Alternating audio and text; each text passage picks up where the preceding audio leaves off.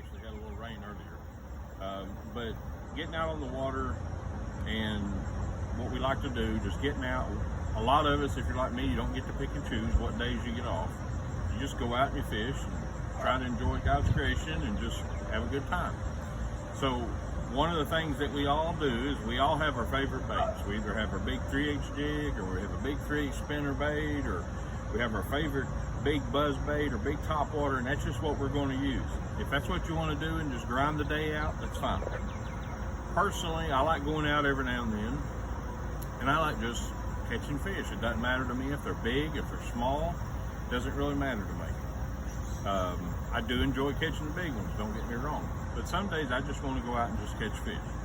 So one of the things, that's one of the reasons why I try my best to always keep a spinning rod. What's the big deal about a spinning rod? Well, a spinning rod, you can throw lighter baits. I know you can get fancy bait casters, but a spinning rod has lighter baits that you can actually throw, okay?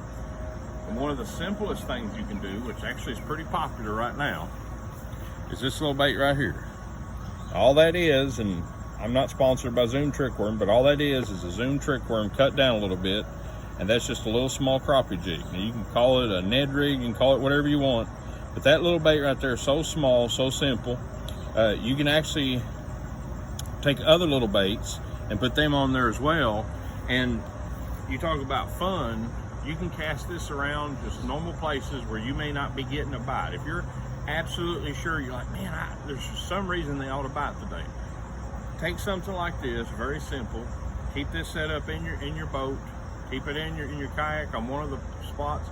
Fish your favorite bait for a little bit, and if you don't get a bite, tie something small like that on. You just might be surprised.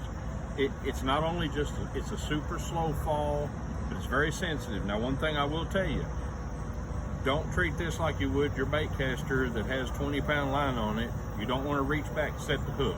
On these little open hook baits, don't set the hook like that. All you have to do is just pick up and start reeling. That's all you have to do.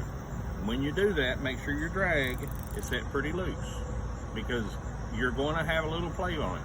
Are you going to lose some fish? Probably you are. But you're also going to have a good time, and you're going to be able to see just the beauty of everything that God's made, and you're going to be able to enjoy your time out a little bit more. Anyway, I hope this helps somebody. I hope you have a good day of fishing. God bless you all, and y'all have a good day.